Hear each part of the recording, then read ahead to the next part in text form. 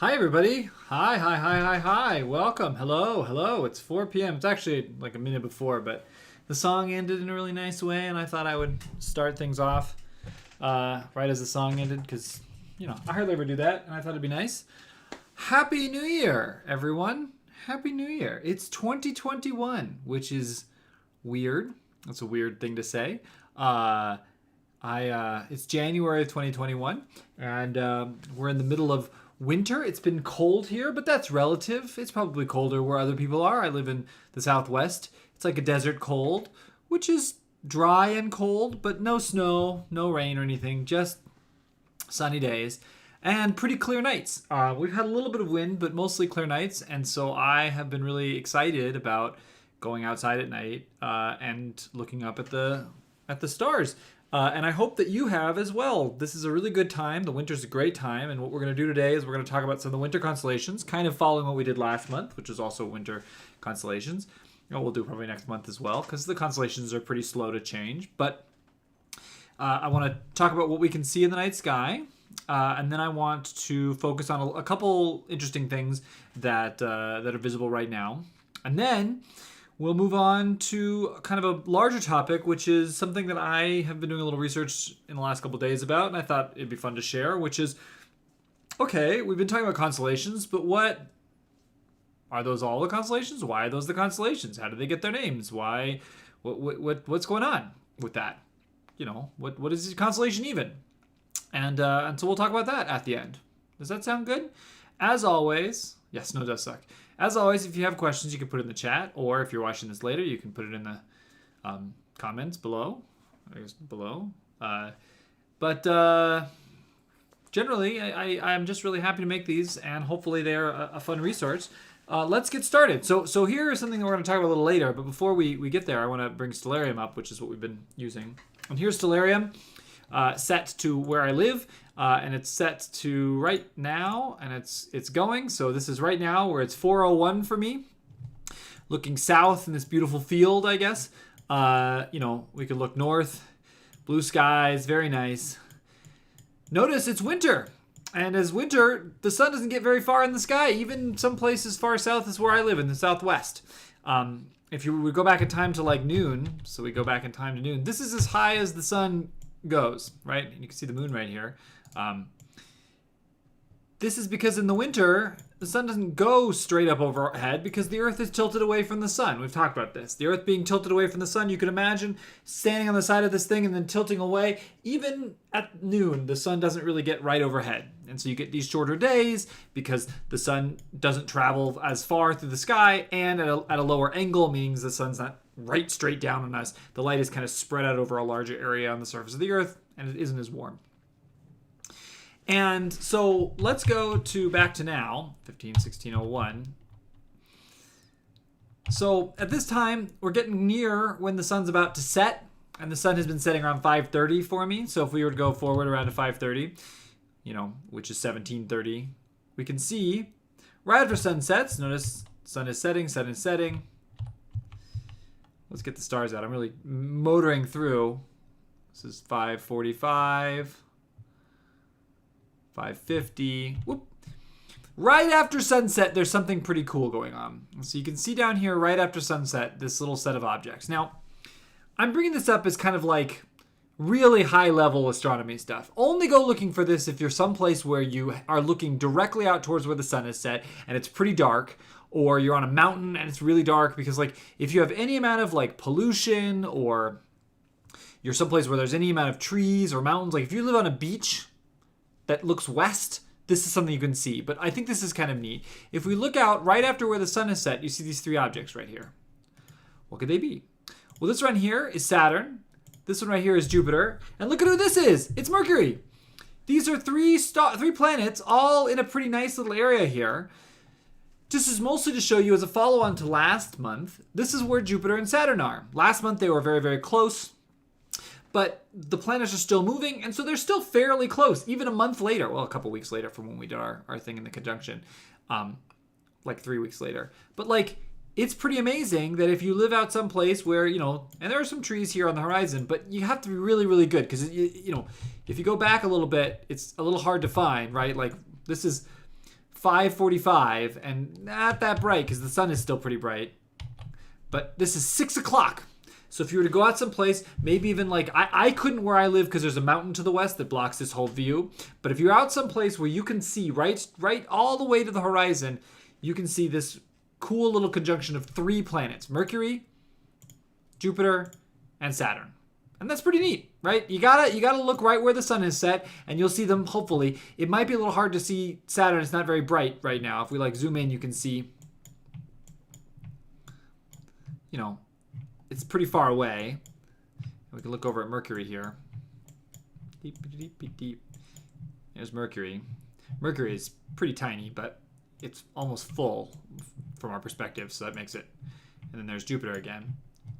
But if you remember last month, these were really close, very, very close, because of just where they were in their orbits around the sun. But that's the first thing. It's kind of like graduate level stargazing right now. It's kind of a neat thing. But the most important thing, if we keep going until it's really dark, this is where I went outside last night and sat outside. We built a fire outside in our little fire pit, and we're looking up at the stars. And where I was sitting looking in this direction right here. And I was just watching as these stars moved over the course of the sky over the night. And so we've talked about these, but we're going to talk about them throughout all of our wintertime constellation shows. But if we're looking east and southeast here, you're seeing this constellation is kind of our guidepost to what we want to look at, which is, this is Orion. Pretty classic constellation, right? Heads, the shoulders, knees and toes, right? The belt, the sword, the shield, the club above the head, right? We can turn on our little lines to see, one way of drawing it. And you can see that Orion is right above Lepus, the rabbit, and next to Taurus, the bull. This V right here is the face of Taurus, the bull. The horns kind of come up this way, and the body comes down this way, right? This is one of the great sets of stars in the winter, and like this is the right time to look at it. Like, so this is a 6:30, right? If we go to like 8, look at this, right at 8. Oh, it's so great. Right at 8, it's just all right above you. Like you can just, looking south, southeast, it's so obvious to see these stars. And you can see this group, which is the full Winter Hexagon. This is like the prime time for looking at the Winter Hexagon. And again, just to remind you of Winter Hexagon, we start down here with Sirius, the brightest star in the sky, the dog star. We travel over here to Procyon, which is a star in the constellation of Canis Minor, or the little dog. Up here to Pollux, of Castor and Pollux fame, right?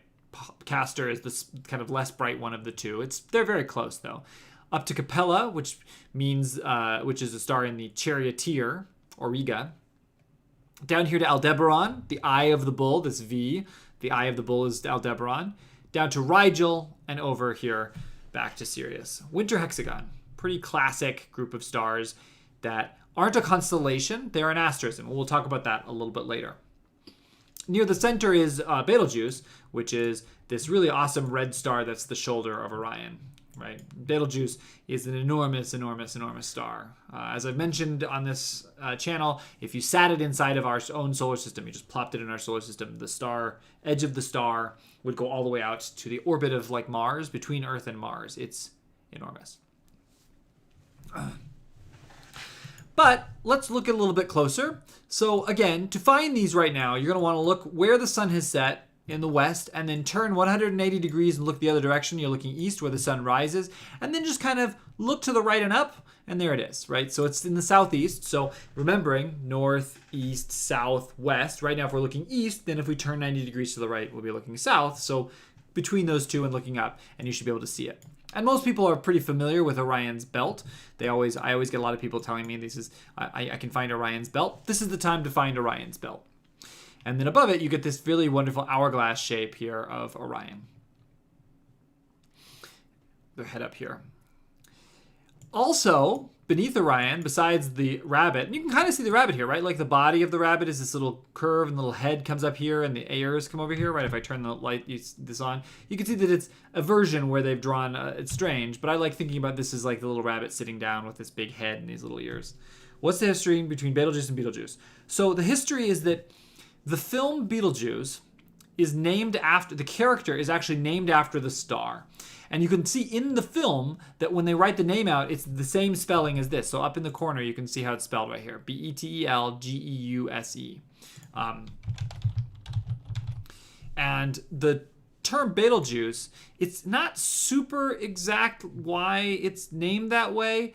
It's derived either from Arabic, which means like the armpit of Orion, or it might be the hand of Orion. Like, so it's an Arabic word, but it's not exactly understood, you know. But Orion is JWST, so it's the armpit or the hand is what it is. And then they named the film was named after this character, but the person, you know, who wrote the film thought it's pretty funny that this also looks like Betelgeuse. That's the thing there. We'll talk about Betelgeuse in a little bit, and we'll talk about Orion a little bit later. If we take these stars in the belt and kind of trace them downward, and I was doing this with a friend last night who was social distancing in our backyard, we can take 3 stars in the belt, and the stars have names too: Mintaka, Alnilam, and Alnitak. Alnitak, Alnilam, and Mintaka. I can't remember those. I always hear in Mintaka and I go, oh yeah, that is one of them. I think they're Mintakans. There's a Star Trek thing where some of the characters are Mintakans. But these are these 3 stars: Mintaka, Alnilam, and Alnitak. Cool. My wife was asking what the other names of these stars, because I know Rigel and I know Betelgeuse, but this one is Bellatrix. Oh, that's even, and safe. Bellatrix is a name of a Harry Potter character, because Harry Potter is a nerd for astronomy. These 3 stars we can kind of trace downward to this star, and this star is super, super profound. Hey, Kevin. Nice to see you. Welcome. These 3 stars here, this star here is probably one of the most important star in the entire night sky. Like, it is the brightest star, and it's Sirius. Sirius, also called Canicula or Ashir. It is Alpha Canis Major. It is the brightest star. It's an incredibly, incredibly bright star. If you can't see it right now, you've got clouds in the way. And it's the brightest star as part of the Dog constellation. And so the Dog constellation, I live in a place where it gets pretty dark and they don't have a lot of street lights, but still all I generally can see is the body here, because the head is pretty faint. But if I turn on our lines here, you can see the head is coming up here, the body comes down this way, and the tail curves this way. But I generally can only see the body of the dog. But this star is super bright, and it's a double star, as it says right here, a double star. It is a star where it's actually 2 stars, one very bright star around a much, much smaller Earth-sized star called the White Dwarf that orbit each other. And the White Dwarf is very massive. It's almost as massive as our entire sun. It's just compressed down to the size of the Earth because it's the dead remnant of a star. And so you're only seeing generally the very, very bright of the 2 stars. Sirius A, I think is what it's called. But like, if I zoom in, it's not possible in Space Engine to see the 2 stars. However, and I think I've done this, but I'll do this now for you all because it's kind of fun. Let's turn off Stellarium. Let's go to Sirius.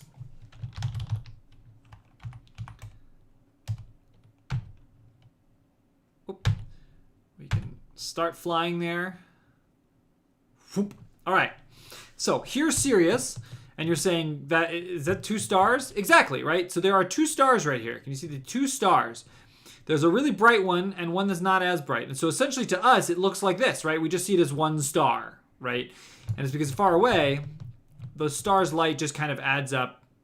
You know, if I go far enough, it just adds up. Even if I'm like looking at it from the very side, right? Like here, we're like, whoa. We're looking at it from the very, very, very, whoa, gosh. I need to really, really slow down here.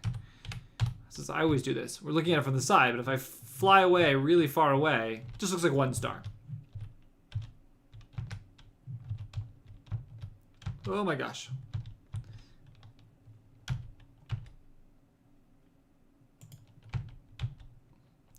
Hello. There we go. Boom. So if I turn on my orbit lines, you can see that these 2 stars orbit around one barycenter is the name for this, but it's multiple names. It has multiple names. Most of the stars have multiple names because they're important to different cultures. We're going to talk about that a little bit. But Sirius here, you can see Alhabor, Alpha Canis Majoris. Gliese 240. There are other names, but generally Sirius is what the Greeks and Romans called it, but many other cultures had different names for it that are just not listed here. But there's many, many, many, because it was very important. But because the gravity of this little one is actually fairly strong, it's like the mass of our sun essentially compressed down. It's the dead remnant of a star, the dead core of a star. It pulls on this star just as much as this one pulls on this. I mean, obviously anything pulls, gravity is equal and opposite, but like it pulls on it in a way that's pretty specific. So if I were to start time going here, so let's start accelerating time. Really, really accelerating time. I want to accelerate. Yeah, watch as these stars whip past each other. Right now we're in 2036, 2037, 2038. So it's, you know, on year scales, but that's how they orbit. Right? If I turn this off, you see that essentially they kind of come towards each other and then fling around from each other. So watch. And this is just what they do. And we have actually seen this because they're close enough that they move in the sky. And so essentially if I do this, like you can see that as I do this, they kind of trace out. Let's fly backwards and watch that. You can see that they trace out like a helix in the sky. And so we can watch that helix as it goes because we're actually seeing them as they do this, which is pretty cool. We're on 2154, too far away, but that's Sirius. It's the dog star. I'll go back to Stellarium. From the Earth, it just looks like this, and it was a star that, like many ancient cultures, like the Egyptians and others, they based their entire calendar on the appearance of Sirius because it's really, really bright. This star right here is named after this one. This star is called Procyon. And Procyon is a star that the word means before the dog. And so it's because, and we can see if we can, just keep turning the atmosphere on and off. That's not what I want to do. Let's go back. It's hard to do, but like, right there. If you lived in ancient Egypt and you had just an entire desert to look at all the way to the horizon, if you saw this star, you'd be like, aha, the dog star is about to rise, because the dog star is very, very important. So it was like the herald of the dog star. It said, the dog star is about to rise. And sure enough, if we watch, there it is. Boom. The dog star rises. Ba-ba! Before the dog. Okay? And so it is the brightest star of Canis Minor here, this star Procyon, but whereas this is the brightest star of Canis Major, and it's pretty bright. Canis Minor is not a great constellation. If I put the lines on, it just looks like this. They just connect these two dots. I think of it like a little wiener dog, like a little dachshund, where you've got just the head of the wiener dog over here and the body of the wiener dog. But that's Procyon. And moving up, we get Gemini here. Gemini is a constellation where you have these two stars, which are fairly close in brightness. They're not very close in distance. This one here, where's our distance? Does it say our distance at some point? It's 51 light years, and this one's 33 light years. So this one's brighter because it's just a little closer in this case. It's absolute magnitude. If I turn on absolute magnitude, gosh, it's 1.07 versus this is 0.91. So this beats it by a little bit. This is a little bit brighter. It just happens to be a little farther away. But they look like they're fairly close in brightness, and they're part of Gemini, which has, essentially you can imagine these like two lines that come between them. They're the twin brothers. Some people connect the dots like this. You can connect the dots any way you want. We're going to talk about that a little bit. Coming up here, this is Capella, and Capella is part of the Charioteer, which, is not really much of a constellation. It looks kind of like this weird hexagon right here. If you put the art on, you can see that, it definitely looks like a guy holding a goat. Whatever. And then down over here, the bull Aldebaran. I love the face of Aldebaran, which is a group of stars called the Hyades. Not Aldebaran is not included. And its distance is 66 light years away, right? So when you're looking at these, you're not seeing things that are particularly, like the Hyades behind it, way behind it, are 161 light years away. So they're way farther, right? Similarly, this group right here is only is 443 light years away, the Pleiades. So it's even farther, right? Betelgeuse, right here, is 497 light years away. So it's fairly far away, whereas Rigel is only... Rigel's even farther. Wow, Rigel's 862 light years away. That's pretty great. I didn't even know these things. So Safe is only 647 light years away, and 252 light years away, right? Wow, look at that, 1,976. Alnilam is almost 2,000 light years away. 817 916. So look at that one. That one's incredibly far away, right? Becklin's star, named after Eric Becklin, I'm pretty sure, who I've met, doesn't even have a distance right now. Anyway, I'm just now just cruising around to show distances are pretty relative in this, But that's the Winter Hexagon, these stars right here. Let's see, the closest one is 8 light years away, is Sirius, which is why it's so bright, because it just happens to be closer. I've heard of units as parsecs, so those commonly used terms in astronomy these days. People still use stick to light years. So, in astronomy, we generally talk about parsecs. And we talk about, I talk in my field about megaparsecs, which is millions of parsecs. So what's a parsec? Well, let's show you. Let's show you with Sirius. Let's go back to Space Engine. This is a really good teaching moment. What is a parsec? So we're going to go back home to the Earth.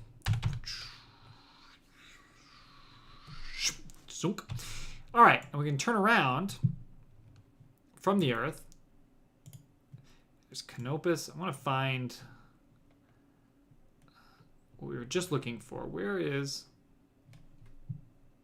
That's Canopus. That's also a very bright star. Aha. Yes. This is where we were just looking at. So here's the dog star. There's Sirius right down there. Okay? And so from the Earth... I wonder if this is something I can actually do. This might be something that's very, very tough to do. But if I center on Sirius, and I zoom in on Sirius. Now, this is probably not a good idea. Oh, man. We have a cluster there, which is pretty charming. Looking at Sirius, Sirius is fairly close. And if we zoom in, we can see, that Sirius is close, and there's a bunch of stars behind it. See all these stars that are behind it? These stars are much farther away than Sirius, which is right now right here in the very center, right? So there's Sirius, really bright, surrounded by a lot of stars that are really way far away from it, and they form like a background, okay? And so I'm going to show you this. Essentially, the way that you got to think about this is that as the Earth goes around the sun, when we look at that star, it's going to appear to move backwards and forwards against the background stars. The way you can think about this is if you hold your finger up and then you open and close your eyes, your finger is going to move backwards and forwards compared with things in the background.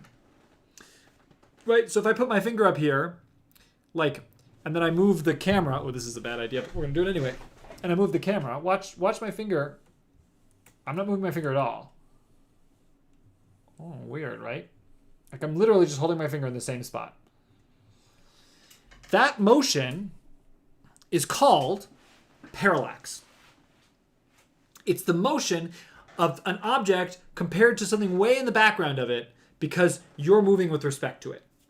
It's things like if you're playing a video game and they've got mountains in the background and the mountains are scrolling at different speeds. That's called parallax scrolling because you've got different speeds because, when you're in a car driving or something like that and you look at poles seem to whip by, but the moon doesn't seem to move very much at all because it's not moving a huge amount compared with how you are, against the background, but the mountains are not moving as much compared with the field that's in front of you. And so this idea of a parallax means that you could measure distances to stars because if you measured how much they wiggled, you're going to set up this really cool right triangle. Okay. I can show you, let's do this. Let's do this right here. Great. And we're gonna bring up Wikipedia. Boom. Here we go. So, I'm gonna drag my little zoom here. So, here's the sun and the Earth going around the sun, right? Setting up one side of the, in December, and then way over here in June, right? So one time of the year, and then 6 months later, and then 6 months later it comes back, and then 6 months later, and then 6 months later. And when it does that, our nearby star is going to look like it wiggles back and forth compared with the background stars, which is what they're showing with this little pink, triangle. And that sets up this right triangle here to here, all the way to the distance of the star, such that this angle, P, right here, this same angle, if you remember your geometry, this angle right here, P, we know this distance, 1 AU, and we want to know this distance, and we can use a trigonometric identity to essentially measure what is this distance given this angle, which we measure on the sky from how much it wiggles, or half of the total wiggle, and our distance to the sun. And if this wiggle is 1 arcsecond, meaning on the sky it's 1/60th of a degree. It says 1 arcsecond here. If it's 1 arcsecond, so you have a degree, 1/360th of a circle, you take that and split it up into 60, and you split that up into 60 tiny little chunks. One of those chunks, that is 1 arcsecond. And if that's the case, then this distance is defined as 1 parallax arcsecond, or parsec. Parallax arcsecond. That's what it is. So an arcsecond is defined for astronomers specifically as the distance that an object is that's far away to produce a parallax of 1 arcsecond. Very clever, right? Kind of complicated, which is why when people don't use it, they use light years, because light, is time. But for observational astronomers who want to measure distances to stars and stuff, and so you could imagine, if we turn this internet thing off here, you could imagine that this star right here, we'd look at it at one time of year, and then we'd come back a half a year later and look at it again and see how much it moves with respect to the stars in the background. Like, it might move a tiny bit, right? I wonder if I can find a picture of stellar parallax. It's really hard to measure. People thought for many years, very, very intelligent, clever people thought for many years, like the Greeks, the Romans, this should be something we should be able to see. If the stars are, we should be able to do this measurement. And then people thought they couldn't see it, so they thought, they must be infinitely far away. There's no way. Until we started really doing a good job of actually measuring this. So I want to see, is there any evidence of stellar parallax observations?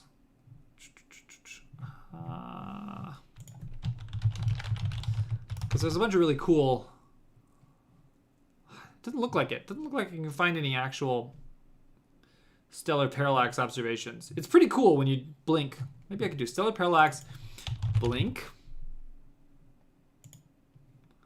Come on, baby, give me a GIF. Yeah, there we go. Here we go. All right, are you ready for a cool GIF? Cool GIF. Look at this cool GIF. Cool GIF. Whoops, I clicked on the cool GIF. Look at this. Watch. Stellar parallax. Earth, New Horizons. And this is a different version where instead of it's the Earth as it goes around, you're taking Earth to a telescope at the edge of the solar system and looking at the same area of the sky to see that a star seems to be moving. Not because it's actually moving, but because we're looking at it at different angles with respect to the background. It's like opening one eye and closing one eye, and you have a finger that looks like it's bouncing.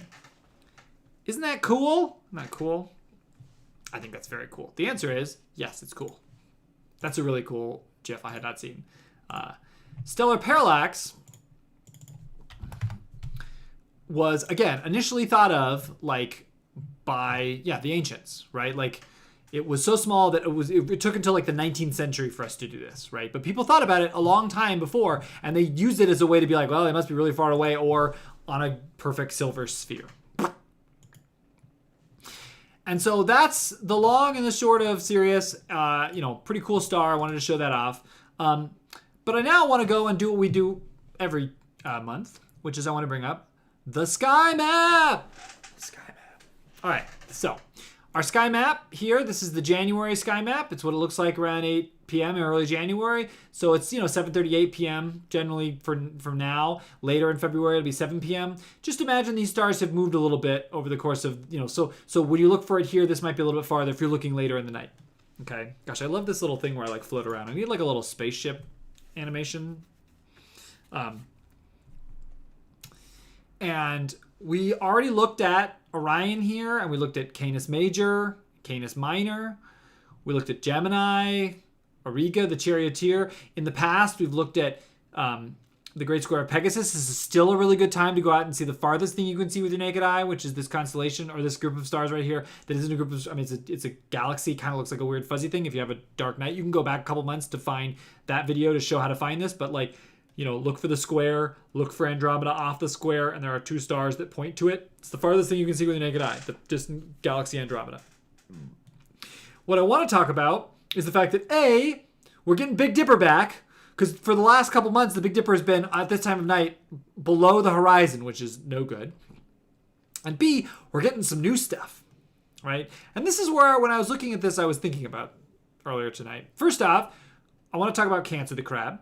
And second off, I want to talk about this weird thing, Monoceros. And I also want to talk about this weird thing, Lynx. And I want to talk about the constellations in general. But first, let's talk about Cancer the Crab. Cancer the Crab.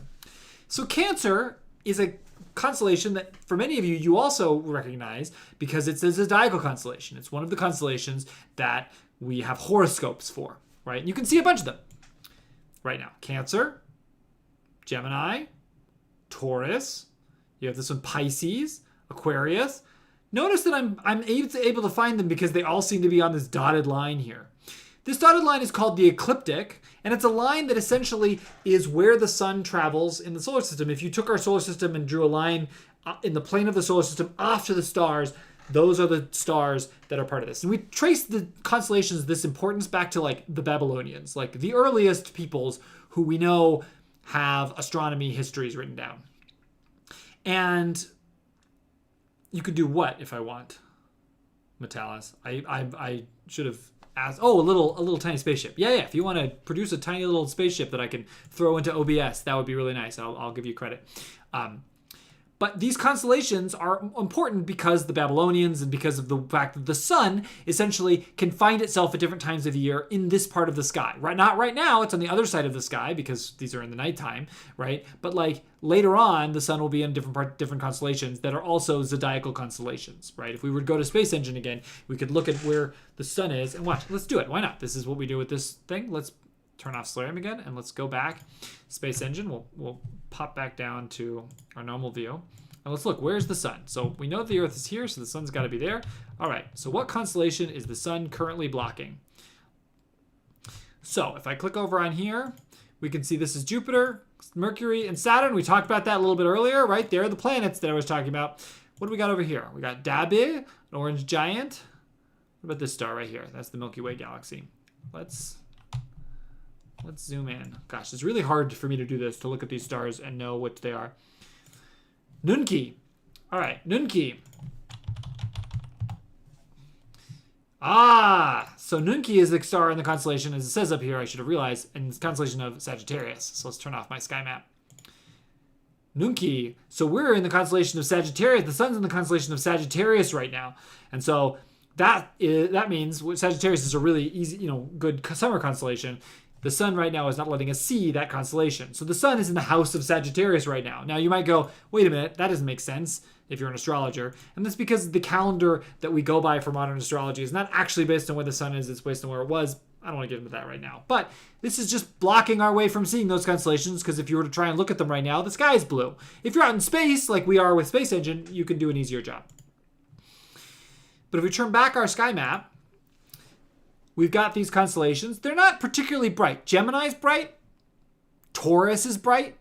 Pisces is not super bright. But Cancer's not very bright as well. Aquarius is not that great a constellation. But let's look at Cancer with Stellarium. So how do we do that? Well, we look back at our sky map. We go, okay, Cancer is to the east, so I'm going to look over towards the east direction, 180 degrees from where the sun is set. And look just above the horizon and to see if I can find it. Maybe I'll use Castor and Pollux to point my way down to it. How about we do that? So we're looking east. We see Orion. We know that to the left of Orion is Castor and Pollux. So if we trace our way down, it's somewhere in here. And you're like, what? There's just a bunch of stars.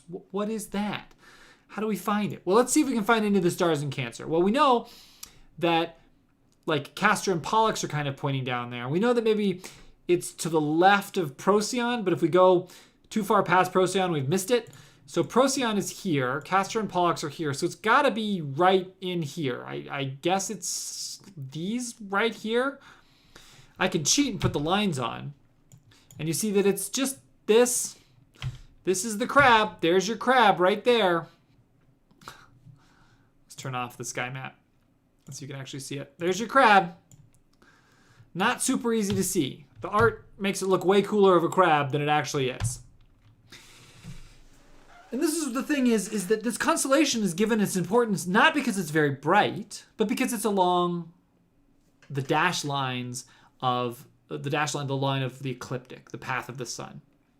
And ancient Babylonians ascribed an importance to those constellations, especially based on where the sun was when you were born.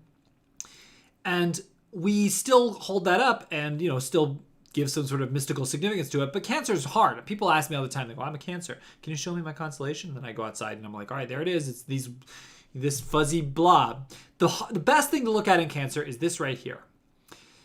These two stars right here, which is Acellus Borealis and Acellus Australis, right? The northern and southern Acellus. What are those? What do those mean? What does Acellus mean? Well, turns out Acellus northern and Acellus southern, Australis, Borealis and Australis, they are the donkeys. These are the northern and southern donkeys, these two stars in the Cancer of the Crab. And they're eating at this manger of hay right here, right? This manger of hay, which, from the Earth looks kind of like a fuzzy blob, kind of like bees or something in a beehive. But this manger, the ancient Greeks, they called that Praesepe, and it's actually a cluster of stars that other cultures called the beehive cluster. And so this is what I was showing at the very start of the space engine, the start of the stream today, which is that this right here is the beehive cluster. It's a group of stars that is actually an open cluster of stars, meaning it's a bunch of young stars early in their life. They just were born from the star cloud together. This is kind of like an elementary school of stars. And these two donkeys here, these two stars are known as the donkeys that are eating from this, And this gets at this idea, well, I just said some cultures said it was a beehive. Some cultures said it was donkeys eating out of like a manger. They call it the manger. Praesepe means manger. I've heard netting of honey, which is similar to the beehive. In ancient China, there are some people in ancient China who called this, and this is my favorite little astronomy fact. I love it. My favorite constellation fact. They called it the last exhalation of a pile of dead corpses. Final exhalation of a pile of dead corpses, meaning you're looking out at this part of the sky and you see this, you're like, oh, that's what it looks like. When a pile of dead bodies do their last breath, looks like that. Ding. Last exhalation of, look it up if you don't believe me. Last exhalation of a pile of dead corpses. When I was doing planetarium shows in grad school, I would always joke that I was going to name my kid after that. So he'll, if I'm frustrated with him, I'll be like, last exhalation of a pile of dead corpses. You march down here, mister. I think it's really cute. But this brings us to this bigger idea, which is, do other cultures have cooler names for stars, right? The Metallis asked this earlier. Do other cultures have different names for these stars and constellations? And so we're going to use a cool website, a website I like quite a bit, to talk about this idea. This is the website. It's called Figures in the Sky. I think it's very cool. I'm going to actually turn off or make the thing go away here. Figures in the Sky. I'm going to put the link in the chat. Morbid indeed. Figuresinthesky.visualcinnamon.com, right? Is that going to work? Is that a link? Maybe it's not actually a link. Now, if I copy it as a link, it might be a better link. Let's try that as an actual link. There we go. And we're going to remove that message and keep that one. So they can click on that. So you can click on that if you want, but I'm going to walk through it. This is something that was made, what's her name? It was made by Nadia Bremer, and I think it's an astronomer and a data visualization person. I think it's a really well done website that shows you the fact that the sky that we have was parsed into different shapes and regions by different cultures in different ways.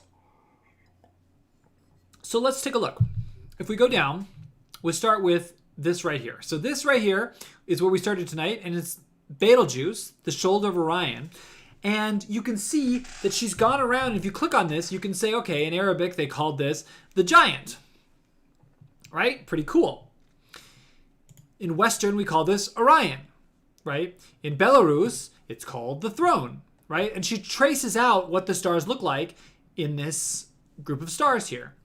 The Dakota Indians, Native Americans in America, called this the buffalo embryo, and they included within it the Pleiades all the way up here, and then all the way down here, they include Sirius, the dog star, right? So you can see that we give Betelgeuse importance as the shoulder of Orion because we come from a Western tradition. And so let's think about the history of constellations just in general. What this is mostly hoping to show you, here's the Navajo, the first slim one, right? Which is also very cool. I like that with the little head up there. The stars were available to be looked at by every culture around the world. And they gave importance to shapes in the sky, pretty much every culture that we can trace back. it's sometimes hard to find those because maybe it wasn't written down in the same way. But it's in their stories. And, you know, there are accounts of these. Like, we think that the earliest cave paintings may be relating to the stars, but there's some speculation about that. Let's go. And, like, if you go back to Babylonian texts and Mesopotamian texts, there are writing tablets from the 3000 BC that have, like, identification of constellations. And there are Babylonian texts, like, there's this famous thing called, I don't know how to pronounce it, but it's capital MUL.APIN. And it, like, has catalogs, right? Like, there's catalogs of stars. And it's because they were important, right? So this is our let's see if I do this, will it stay what I want? No, that's not going to do what I want. I'm going to do this. I want to do this. Internet properties, and I want to do figures in the sky. That's not going to do what I want. Whatever. All right. So I'll do that instead. There. And, like, this was, like, pretty cool that, like, you can trace back and find this because, you know, it just makes sense. When we look at the stars, we wonder. And, like, finding actual evidence that people 3000 BC were still wondering. 5,000 years ago, we're still wondering. Right? Early people. Probably leaves credence to the fact that people wondered through the entire history of humanity. And those different cultures, they would parse parts of the skies up into different shapes. And that's what this website is trying to show you, is like that, you know, you have all of these different cultures naming it differently, but they're mostly basing it on bright stars, right? Here's Egyptian. A lot of very complicated things for this character saw here, right? I like this Indian, the moist one. Pretty good. In Tupi, the old man, right? It's pretty cool. At some point, though, the ancient, like, names for constellations were written down. Many ancient names for constellations were written down by this astronomer named Claudius Ptolemy. This is about 150 AD, so after the Common Era began. And it was written down in this book called the Almagest, and he wrote down the 48 constellations, which were a combination of like a little bit of the Greek and Roman, but also from earlier Babylonian terms and Arabic terms as well. Just kind of like, these are the 48 constellations of the sky. And those, because the Greeks and Romans and the Western tradition kind of has, and colonization, those have become the foundation of our current idea of what the stars are and constellations are. And we currently have 88 constellations, the same number as keys on a piano, because they were added to. So the way that you should think about constellations and how they got their names is generally the names of constellations that are shared, the common ones, come from ancient people, Arabic, Greek, Roman people, taking their stories and applying them to the sky. Starting with the Babylonians, who ascribed different constellations to the zodiac, and essentially taking those stars and those constellations, those stars, and making shapes out of them based on the stories, and then eventually Ptolemy writing that down. But that's not the only way that this was written down. The Chinese astronomers, they split the sky into 28 houses, and I think Indian astronomers did a very similar thing, 28 mansions, and like Chinese astronomical charts are way more detailed with different groups of stars and constellations and stuff. So they have so many more different groups of stars. And in fact, while if you are studying astronomy as a modern Chinese scientist, you generally have to ascribe to Western groups of stars for naming conventions for communication's sake, there are people who still study and care about the, you know, Chinese houses and stuff, because it dictates, you know, in terms of important calendar events, right? Like just similar to people caring about the stars for astrological and for other, you know, important things. There are people around the world who care about the way that their people name these stars. You can see here that this was, you know, called 3 stars, I guess, according to this website. You could do the same thing for a lot of stuff down here. Like you could go and look at Sirius, the dog star we were talking about. And I like the Dakota Indians, who are also called the Lakota Indians, which is just, you know, different pronunciations of the actual Native American. They essentially made a very large version of the Winter Hexagon, including both Castor and Pollux, and the Pleiades instead of Aldebaran, that they called the Sacred Hoop. Pretty cool. I think this is a really cool website to kind of show you that our Western tradition is not the only tradition. It's one of many, many, many traditions. And some are more simple and some are more complex. And like, we just happen to have, you know, this based on one guy writing this down, right? You can even go in the Bible. The book of Job references constellations in the Bible as well. Like, these people have just thought about the stars and the constellations for all of history. But after Ptolemy wrote down his Almagest, which included some of the earliest ideas of what the Southern Hemisphere stars were, because known to the north, because people in the Southern Hemisphere, native Australian people who lived in Africa, sub-Saharan Africa, people who lived in, you know, like the native people. I don't know if there were many native people, actually. I can't think of them, but like native people who lived in the, yeah, there were, of course, Kevin, who lived in the South America. These people also had names, and the Polynesians had names for stars and groups of stars from the Southern Hemisphere as well. But in the north, it was hard until Egyptians sent people down and brought back that information to Europe. It was hard to like know exactly what those constellations were and to write them down. So there's like early sketches of these. And Ptolemy included some of them in his Almagest. But when we added constellations, a lot of them that were added were based on people from like the 1500s, 1600s, 1700s, when we started exploring, and you know, the Europeans started exploring and bringing back. And when they were exploring, they would use those stars to help navigate. And so they would bring back essentially pretty boring sailor style constellations, right? Like ships and things like that.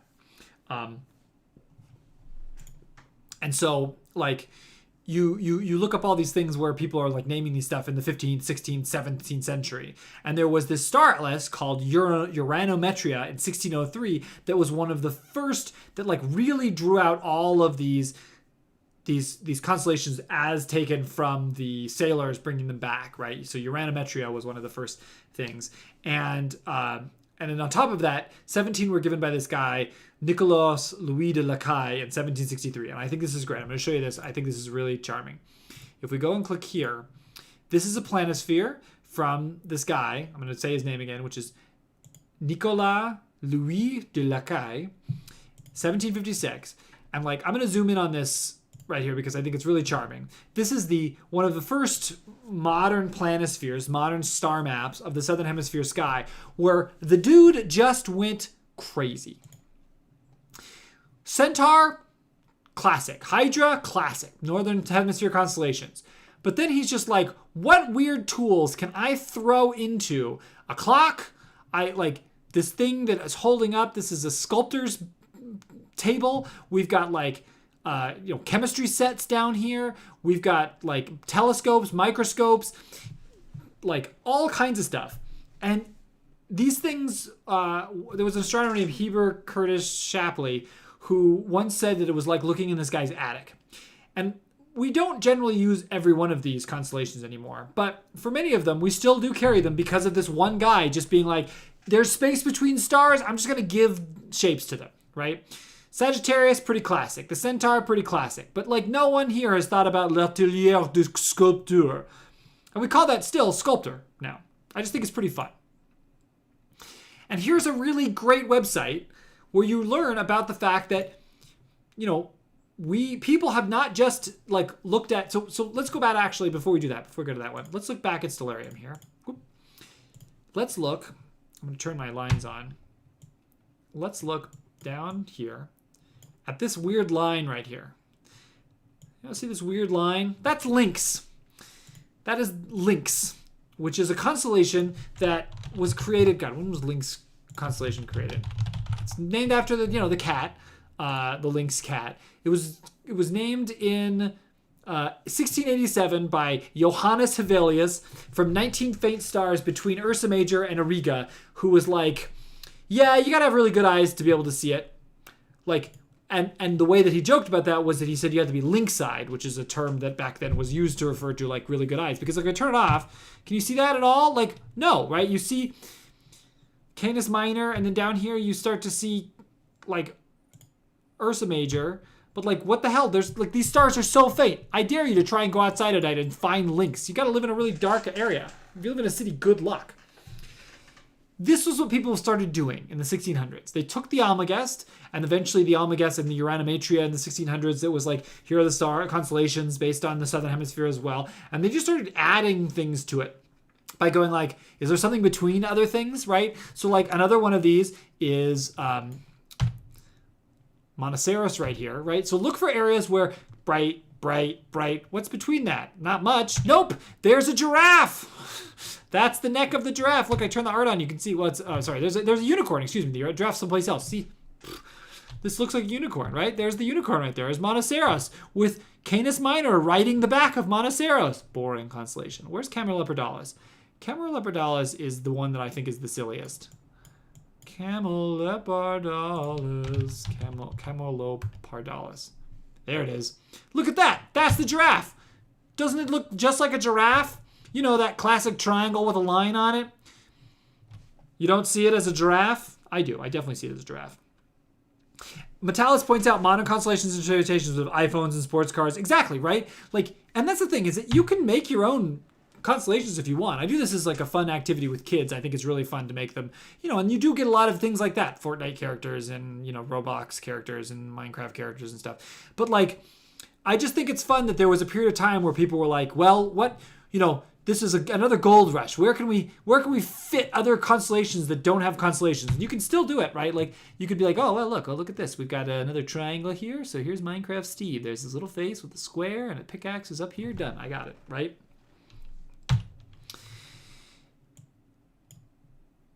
The problem is that people have tried to do this for a while. And so now we get to my really favorite website here, which is Former Constellations Wikipedia page. So let's take a trip down to former constellations. There's one former constellation that was in the Almagest that's not anymore there. And that's this one right here, which is Argo Navis. Argo Navis was a ship. You can see this beautiful ship right here.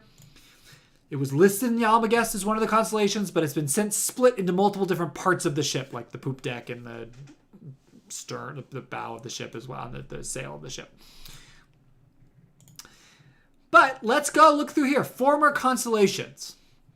We've got Anguilla, the eel. Ugh. Apis, the bee.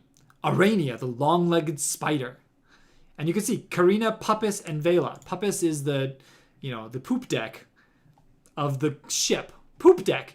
If you wanted to know if there was a really funny constellation that was named after poop, was the poop deck. So, what else we got? Let's see what we can find. We've got the lesser crab, Cancer Minor. We got Bufo, the toad. Classic Bufo, the toad. You know Bufo. Corcorolus Regis Martyris, Charles's heart. Corona Fermiana. The Coronis Borealis was renamed to honor someone else. So there was a northern crown, and then someone was like, I'm going to name it after Count Leopold Anton von Fermian by naming it Corona Fermiana back in 1730. And then they were like, we are not going to do that. And he was like, I'm very sorry, Count Leopold. Custos Messium, the keeper of harvests. Let's see, can we see Custos Messium? Where's Custos Messium? We've got Camelopardalis, right? Already a bullshit constellation. Tarandus, and there he is! Classic keeper. Someone drew this, right? Like, with these 4 or 5 stars and said, there's a dude keeping the harvest there. Custos Messium. I'll show you. Dentalium, the tooth shell. Felis, the cat. Look at this. Someone has never seen a cat before. Oh, it's such a funny cat. Frederici Honores, Frederick's honors. Frederick, named after the Prussian king and military leader of Russia. Globus Aerostaticus, the hot air balloon. Here we go. There it is. There's a little floating hot air balloon. I think it's great. It was created by Jérôme Lalande in 1798. Mais oui, I will call this the Globus Aerostaticus. It is a balloon. It's between Piscis Astranius, Capricornus, and Microscopium. And we will create it to honor the Montgolfier brothers who created the hot air balloon. And then later they were like, we are not going to do that. And he was like, okay, it is 1 star. So, you know, or 2 stars. I am okay with that. I think this is a really charming website, right? Machina Electrica. There's the electric generator. I think right here. This is Saltarium Georgi. So you've got like an actual constellation right here, right? With Menkar. This is actual confirmation. This is Cetus the whale, or the sea monster. And next to it, all kinds of bullshit. Who came up with this bullshit? Johann Bode in 1800, famous astronomer. Officina Typographica, which is Atelier Typographique, the typographic machine. Named by Johann Bode and Jerome Lalande. I love it. This is really fun. What the heck is a poop deck? Poop deck is the part of a ship you stand on to, like, sail it, right? Poop deck. The roof of the cabin built in the rear of the superstructure of the ship. From the French word for stern, la poupe, or pupis. It's actually a stern deck. But anyway, you can go through this and find all these crazy things and know that you can create, anything you want. Telescopium Herscheli, right? Anything you want. That's what's cool about this. So now there's about 5 minutes left. So I just want to round about. The main things I want you to do this month is go look out for Sirius, pretty cool. Look out for the Winter Hexagon, pretty cool. If you live in a place where you can see this really cool conjunction of the planets tonight, go for that. Andromeda still visible. Definitely go look at that. But also maybe try and trace out a constellation from some other culture. So if we look at a constellation like Aldebaran, look at all these. Aldebaran, the face of the bull, right? What else can we look for, right? Can we trace out something like the Chinese group here, which is called the net, which look, it looks like a little net here. And it's the face of the bull going down, right? To get the net, the handle of the net, right? Or the Ojibwe, Native American tribe that I think, this is the Wintermaker, which mostly just looks like Andromeda with really long arms. And I think that's pretty fun, right? Korean, the General of Border. Very similar to the net. From the Japanese moon stations, also called the net. Seems like many of these cultures probably in the past talked with each other and shared their astronomy. But this is what I think is really fun to do, and I hope you go out and do this, because recognize that the stars just don't belong to the Greek and Romans. Modern constellations, I guess I should finish. Modern constellations back in the 1920s, the International Astronomical Union got together and said, we should just codify the 88 constellations. And what that meant was not the 88 ways of connecting dots, but 88 regions on the sky, that anything in that region, so like if we go to here, Cancer, this little box right here represents the region of the sky that every star inside of that region is in the constellation of Cancer. Every one of them, right? So you can see the thing now zoomed in there. Every one of those is in that constellation, that white irregular box. The one next to it, everything in that little border is Gemini. If you connect the dots, you connect the dots any way you want, but all those stars in there are Cancer stars. And that was codified, and then that's been used since. And it generally comes from the West, right? But it's a thing where the connecting the dots isn't as important as the thing. Yeah, exactly. Fortnighters directors. But yes, this is the way that we astronomers use it now. In that, like, if we find a planet or we find a galaxy or something that's within that group of inside of that constellations, it'll be like something Cancri, or like, which is, so this will be Alpha Cancri, Beta Cancri, right? If I close this off, you can look down at deep space objects, Messier 67, but stars. Iota Cancri is a wide double star, Delta Cancri, Beta Cancri, right? Zeta Cancri or Tegmine, the shell, is a multiple star system. 55 Cancri is it's circled right there in this image. 55 Cancri is a binary star, right? And this is just because it's in the constellation of Cancer, the crab. Cancri is like the Latinate for that. But that's the modern. It's not a super exciting way of but it's just like there's 88 modern constellations. And I should also point out, and this is something that's very, very cool, and so I'm going to drag this in here. The other cool thing is that in the southern hemisphere, there were Australian Aboriginal people who used the dark clouds of the Milky Way to define an emu here. They're one of the few people who took shapes from the dark clouds in the Milky Way to give names. The Pastor, Zorro, Lama Crea, Lama, Serpentine, which I think is pretty cool. This is Incan astronomy, and this is Aboriginal Australian astronomy. And I think that's a really cool thing, to use negative space to define your astronomy. And most astronomy was done for ancient peoples by connecting the dots, but to look at negative space and look at the Milky Way and its dark dust lanes, that's pretty novel, and I like that. So, are there any questions before I finish up? This has been really fun. I really appreciate you watching. Go look at the stars, ask questions, put it into the comments. Follow me on Twitter or Instagram. Here. But otherwise, Metalis, Kevin Nguyen, I really appreciate you watching. Anyone else who's watching, thanks for watching. And I really hope you have a really nice rest of your Sunday. Doing what you're doing. Watering plants, going on walks, watching football, cooking dinner. Yeah, the cloud idea is really unique, right? Draw your own constellations. Download a star map and draw your own constellations. Make them. Who cares, right? You're not doing astronomy stuff where you have to like put the stars in their actual things so that you can communicate where they are. Make your own constellations. For my wedding, my wife and I, we drew up a star map and made constellations that were for our own, from our own stuff, including like my wife's horse, there was a t-shirt that said September 21st in reference to the September 21st video that Demi J. Wigby makes every year. It's pretty fun. Oh, thanks, Eric. I appreciate you watching. They're all up on YouTube. They're all in a thing. You can watch them. I try and do them once a month. I don't do a good job of advertising when I'm going to do that. Sorry. But, generally on a Sunday, once a month. Oh, I see a lot of articles sent to my phone saying maybe dark matter might not exist. It might be this. I think that right now the jury is still out on what dark matter is, but we know that dark matter does exist because we see evidence for it. But there's a lot of people who put out theories for what dark matter might be, or maybe it's and generally those are all that they're just theories. It's really hard because we don't have a good handle on it. But I think that right now the best theory for dark matter, according to me, is that it's a particle that we haven't yet been able to measure, that just doesn't interact very strongly with actual matter except gravitationally. I can talk about dark matter. In fact, I think I talk about it in another one of my other videos, but I can talk about dark matter in the future.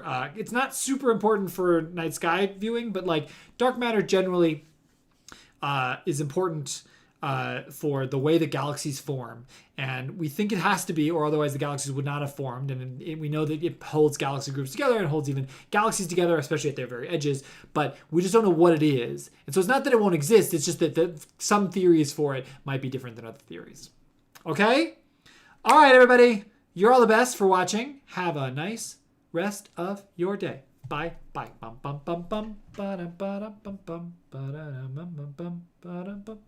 Now I have to do this little singing thing so that I see when... All right. Okay. Oh, I'm watching myself dance. Yep. Okay. So now I can actually have the stream. If you're watching now, yeah.